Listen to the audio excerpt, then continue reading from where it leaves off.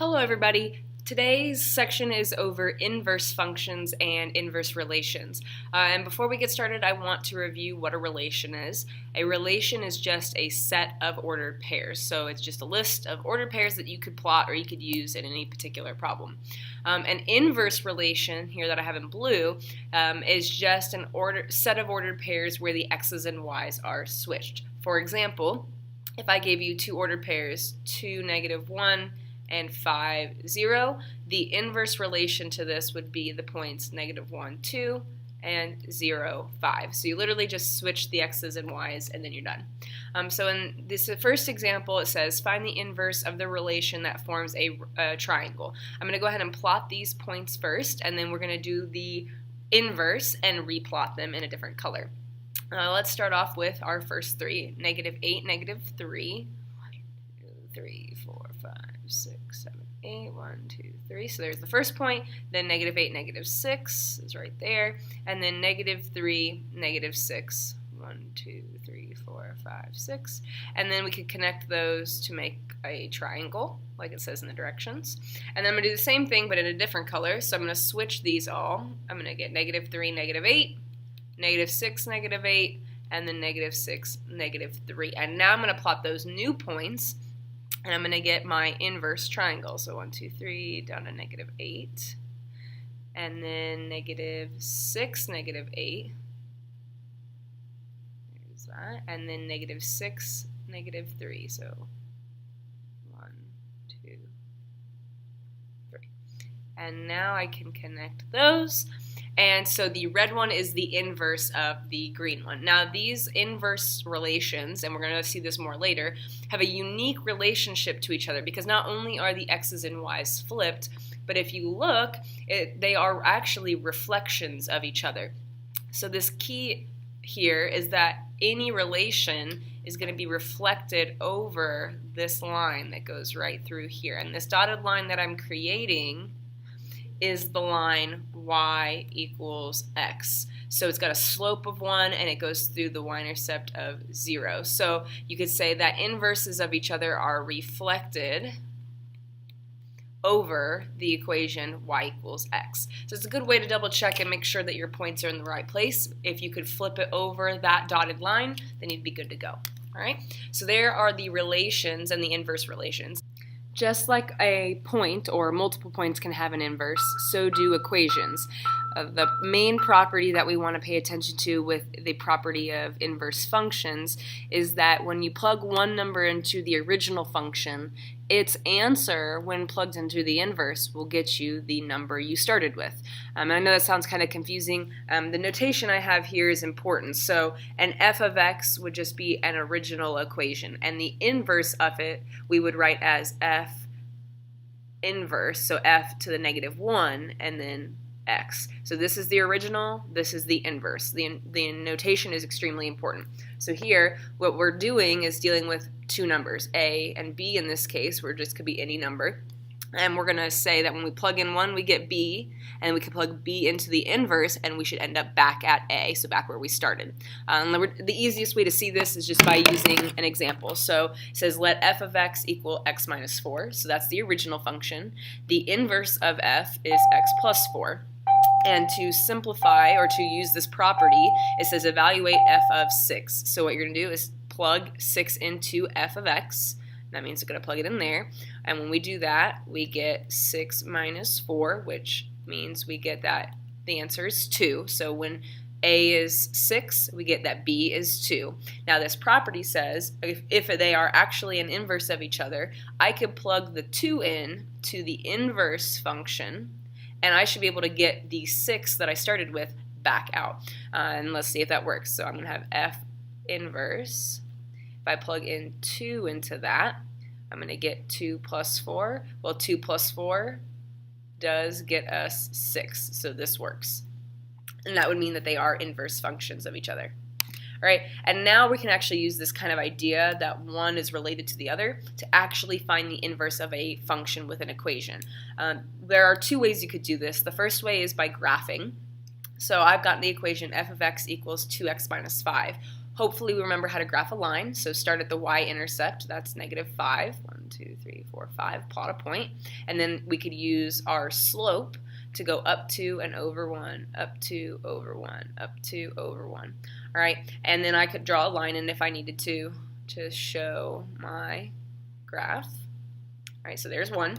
And then I could go ahead and I could even list all these points. So the original f of x points, I would have 0, -5, I'd have 1, -3, 2, -1, and then I could even have 3, +1. And remember, to find the inverse of something, we have to flip our x's and y's. So to find the inverse points, I'm going to switch these around. So I'm going to have -5, 0, -3, 1, -1, 2, and then 1, 3. What you could do is plot all of those, draw your line, and come up with the equation.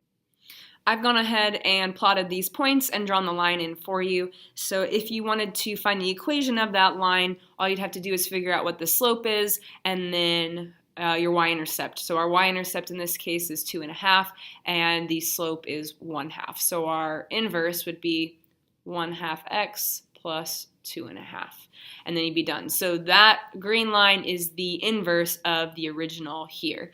Now, instead of trying to plot points and flip them around and then find the equation of a line, sometimes it's not going to be that easy, and this isn't always going to be lines that we're going to be working with. So the most efficient way that you could find an inverse from just a basic function is a two-step process, and I've got those two steps listed here for you. The first is to switch the x and the y. For this particular problem, it would look like this.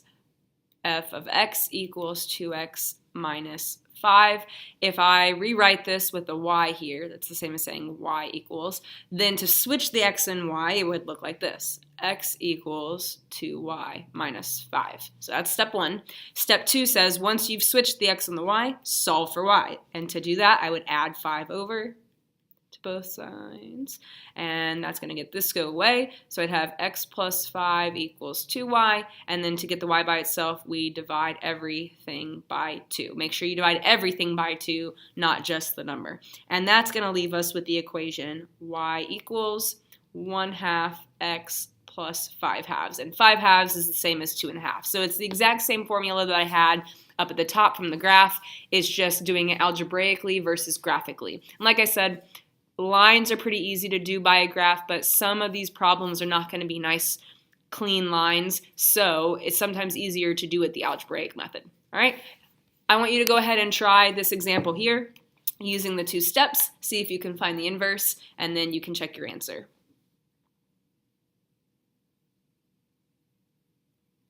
All right, so if you went ahead and started by switching the x and y, you should have gotten x equals y minus 3 divided by 5. That should have been your step one. And then in step 2, you would have had to get y by itself. To do that, you need to multiply both sides by 5.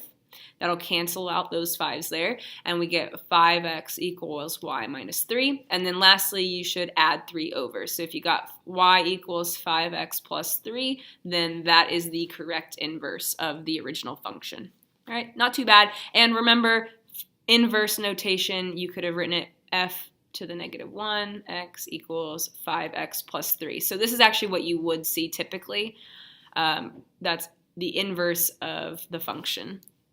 So f inverse. Now, it is important to remember also from previous sections that we could have used the vertical line test to tell if something was a function. Remember, if it hits the graph only once, it passes.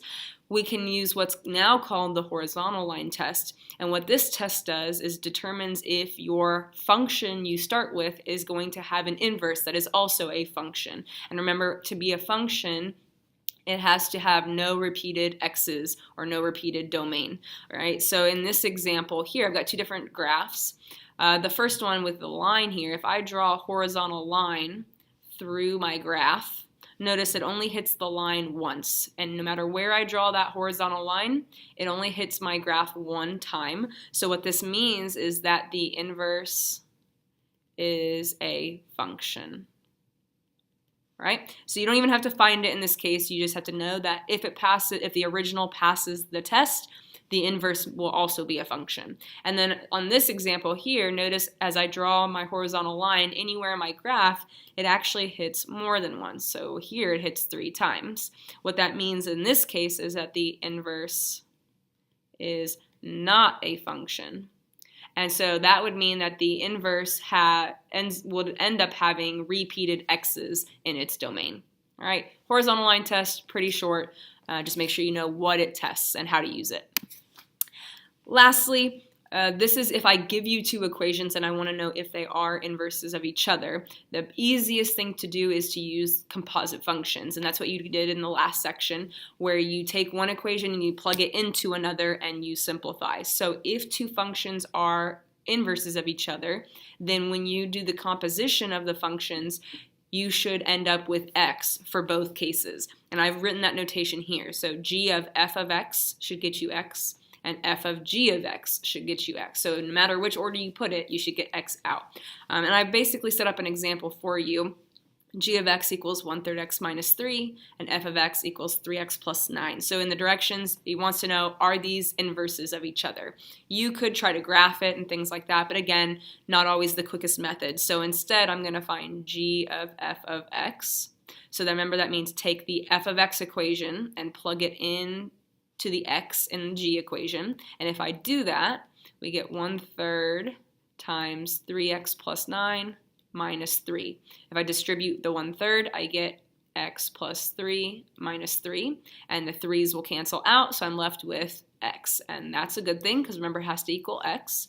And I do the same thing the reverse way. So I'm going to take f of g of x, plug g into the x here, and I get 3 times 1/3 x minus 3 plus 9. So if I multiply this out, I get x minus 9 plus 9, and that's 9. The 9's are going to cancel and leave me with x as well. So both methods worked. That means that these are inverse functions.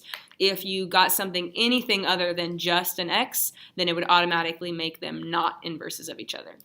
Okay, so a very useful tool if you need to know if they're inverses or not.